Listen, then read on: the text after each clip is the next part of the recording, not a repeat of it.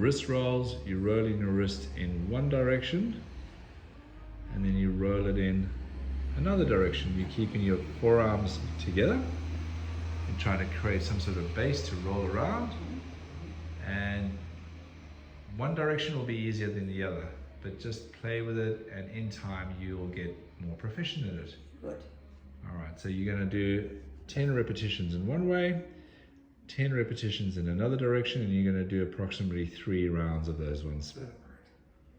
Locked, flex the Now, wrist. should that be up like that? Yeah, and then you push up and turn the bicep and the crook of the elbow up, yeah? Yeah. That's it, Trish. Give us a nice good example. There we go. So release and stretch. Release and stretch, yeah? 10 repetitions on either arm, 3 times over. Right. The elbows locked, turning the bicep in and forward. And then once your elbows are locked, you can rock side to side. Pause on the side, 1, 2, 3. Rock to the other side, 1, 2, 3. And so you're going to do 20 repetitions alternating sides. So essentially it's 10 on either side. And make sure that, especially with you, Ian, you'll notice your right arm is a bit tighter. So you have to really make a big effort with that right elbow to lock it out, yeah? So then you hold the wrist in a flexion position now to do the opposite of what you've just done.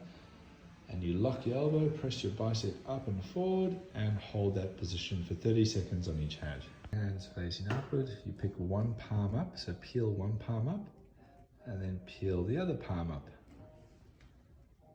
There we go, try keep your elbows locked. As you pick your palm up, feel the stretch, 1, 2, 3. Come up to the other side, 1, 2, 3. So you're alternating 20 repetitions, yeah? Back of the hands on the table, push your arms up straight, and then release.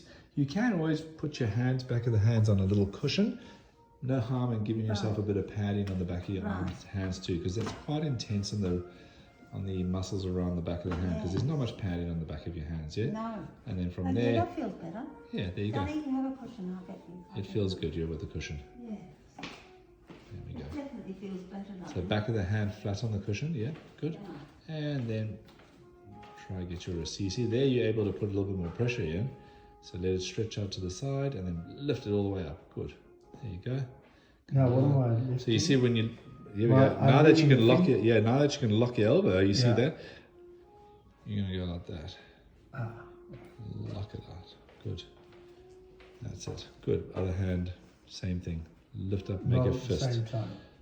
You can do both at the same time if you can manage it. So that's a progression of what we're doing, but because you got the cushion, you're able to do that. So Trish put the back of the wrist on the cushion all the way, and then you see what Ian's doing? He's lifting up and creating a fist, like a, there we go, and roll up to the back. So that makes it a lot more progressive and a much better movement, yeah? Yeah. Good. So you do that about 10 times. You're pointing and flexing your wrist. You're keeping the crook of the elbow facing it upwards, so the bicep face upward and twist it up towards the ceiling. And you're going to do 10 repetitions on each hand and repeat that approximately 3 times on either side. Alternate sides, yeah? Okay, so the foot that you're standing on is nice and straight, and you're trying to hold your balance for 1 minute. It doesn't matter if you lose your balance, just restore, come back, try balance again. Remember, when you're standing on the one foot there, what you want to do is try twist the knee outwards so the arch of the foot doesn't fall inwards, yeah? Yeah. And you do 1 minute on each leg.